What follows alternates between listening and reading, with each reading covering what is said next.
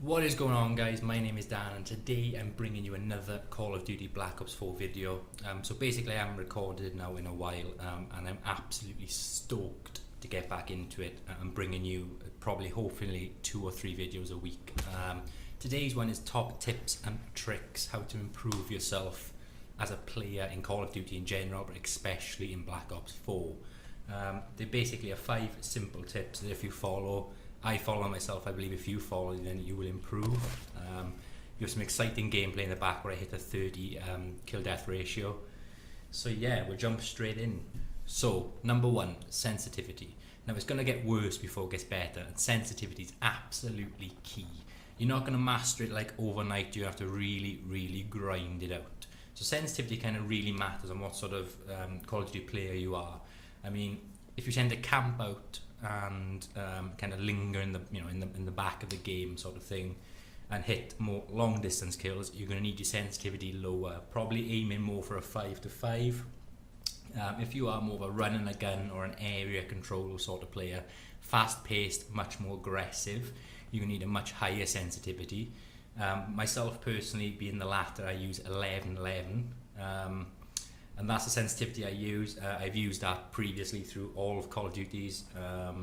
I always play on a high sensitivity. It took me ages to grasp and master it. But now I've kind of I can't play on low sensitivity. Whether I'm using SMG or an assault rifle or even a sniper, wherever, it's always high sensitivity for myself personally. So the big tip for sensitivity, we don't change it too often. Your body, your mind and everything will kind of get used to one sensitivity, and then, as I said, it's going to get worse before it gets better. So if you're changing it constantly, you're never going to master it. You're never going to just get to grips with one sensitivity. But what I will say is find one that suits the guns you use. So, as I say, you don't want to be changing it too often. So if you have a 2 or 3 particular guns, your favourite guns that you use sort of thing, find a sensitivity that kind of balances in and between, rather than having to adjust every time you change your gun. As I said, find one that's in between. It'll make your life an awful lot easier. Depending on what sort of guns you use, obviously, if you're an SMG, chances are you tend to run around, be much more aggressive. As I said, you need a higher sensitivity. If you're using a sniper, that's where it tends to vary. Traditionally, if you were a sniper, you'd be laying on the floor, kind of in the middle of nowhere, picking people off. You need a lower sensitivity for much better accuracy. But nowadays, obviously, with a quick scope and everything else, much more aggressive snipers and things, you tend to use higher sensitivity so you can really spin the scope around much faster. So yeah, the big thing for sensitivity really is you do need to grind it out and master it. If you can play on a higher sensitivity, I'd much recommend that. But you do really need to master it and remember and keep in mind that it's going to get worse before it gets better. But once it does get better, it's absolutely on point. So number 2, intelligence. Now I'm not talking about your IQ, I'm talking about your Black Ops 4 intelligence. So first, you need to be knowing your surroundings, know what's up, down, left, right, in there, out there. You need to know exactly what's where. You need to know if you turn left down here, where you come out, and if you turn right down there, where you come out. You need to know that this way leads to that way. When an opponent turns left, this is exactly where he's going to come out. You can pinpoint where he's going to be and get one step ahead. Second part of intelligence would be knowing the spawn points and when they will adjust. So as you can see in this game, I keep flicking back through, not only my area controlling it, but I keep flicking back through that tunnel and popping out the top of them stairs because that is a spawn point. So you keep picking people off one by one. Yeah, some people call it respawn killing, but I'm not actually sitting there and watching the spawn point because then they'll suddenly stop respawning there. So I'm popping back and forth and just picking up people who are there, keeping them out of my area. Third part of intelligence is knowing your ammo clips. So basically, as you can see, every time I shoot, whether it be 1 bullet, 10 or 15 or whatever, I'm constantly reloading. So the next person steps in front of me, I've got a full magazine ready. Fourth part of intelligence would be using your mini-map. Obviously I'm playing hardcore, as you can see, so I don't really have one floating around. But a mini-map is absolutely key, especially if you play core. Because not many people use silencers in Black Ops 4 because it kind of nerfs the gun, so it gives you a lot more recoil and things weirdly. But not many people are using silencers in Black Ops 4. Therefore, your mini-map will be absolutely key in core because pretty much every shot fired will pop up on there, giving you away locations, people camping or whatever the case may be. gives you an absolute insight to what is going on. And final part of intelligence, but use your specialist to full. This again, absolutely key. People just clicking on specialists because they look cool or whatever. Actually pick your character to suit what you need. So obviously I'm area controlling, so obviously Nomad is great simply because he has mesh mines. Therefore I can just plonk them around the place, and as you can see they pick me up kills here, then everywhere. So obviously I tend to use Nomad more so because this is my sort of gameplay, this is a style that I use and how I play. So obviously mine's the mesh mine, plonking them around doors, and the K9 unit again, picking up kills effortlessly. I've seen people obviously using, I think it's the Recon, which obviously lights you up red if you're in this vicinity sort of thing. Again, another cool one to use, but use one that will suit you and suit your style of play. So with that in mind, number 3 leads me on to class setup. Probably one of the most important tips that I could give you. Your gun must suit you as a player. It's pointless if you're quite slow or lethargic trying to quickscope, for example. I mean, if you like to jump around, fast-paced, aggressive sort of player, you're not going to want to use an LMG because that just isn't for you. It's a heavy gun, it takes ages to reload.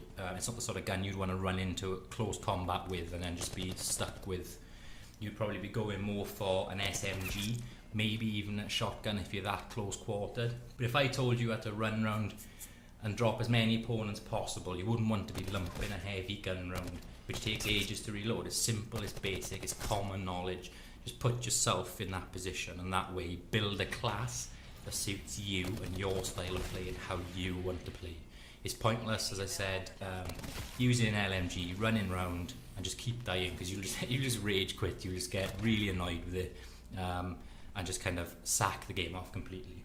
Your equipment, your gun, your perks and your specialists all need to flow. If you can get them flowing and get that working for you, you're absolutely on to a win and you will master Black Ops 4. So number 4 is equipment. Now this tends to be for the more hardcore gamers, the more people who are seriously wanting to get into it. First thing I'd recommend is a gaming monitor. Now you can play on TVs and HD TVs and all that sort of stuff, it doesn't make a massive difference, but if you're getting hardcore and you're getting into it, gaming monitors are much better because they're more crisp. Obviously you can get the 4K ones now as well, but not just that, it's the lag input. The lag input can make a massive difference when playing online.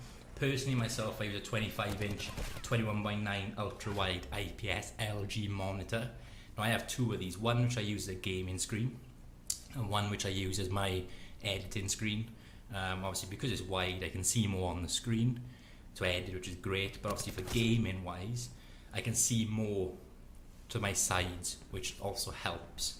That's why I've chose the wide screen rather than your normal screens. But what I would recommend is sticking between a 19-inch and a 25-inch. I wouldn't go much bigger than a 25 because again, lag input, the bigger you go the more the lag input will increase.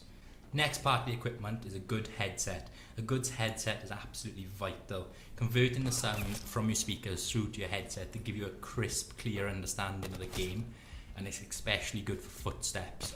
Now obviously I use the Astro A50s, and now if I hear footsteps I hear them either to my left or my right, which kind of pinpoints where an opponent would be. Therefore I know exactly, I'm one step ahead of where he's going to either pop out or where he's going. Just gives me that upper hand. And the next part of the equipment, I would have gone with thumb grips. Thumb grips can be an absolute saviour. With the new design of the Xbox controllers and the PlayStation controllers, thumb grips prevent thumb slips, which, let's face it, will only happen at the worst point. As soon as someone pops up in front of you, if your thumb is going to slip, that's when it's going to do it. It's always a pain in the arse, it's always the way. And thumb grips are also good for people with bigger thumbs. Myself personally, I have quite large thumbs, weirdly. And I benefit from them personally, and I'd recommend them to anyone. And number 5, the last one, and probably the one which gets into most people's skin, is camping. Now, personally, I'd recommend to avoid camping like the plague on Black Ops 4. Black Ops 4 is completely different to other CODs, it's a lot more intelligent. The maps are completely different, a lot different layout, guns are different.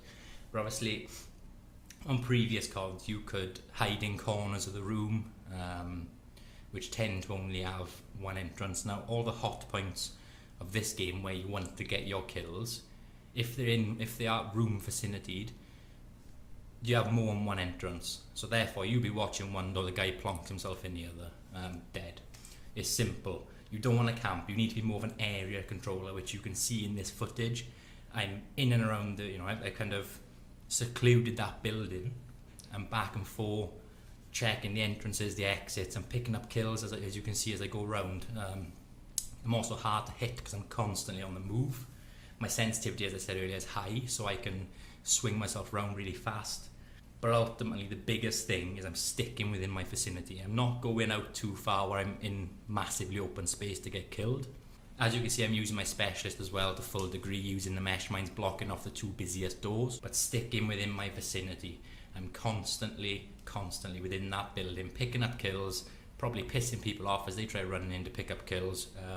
Check that building up, but I'm obviously always in different places, so they look one direction, I'm somewhere else.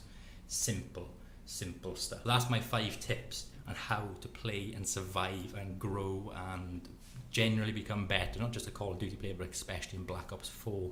If you do like, you leave a like and a subscribe, and I shall see you soon.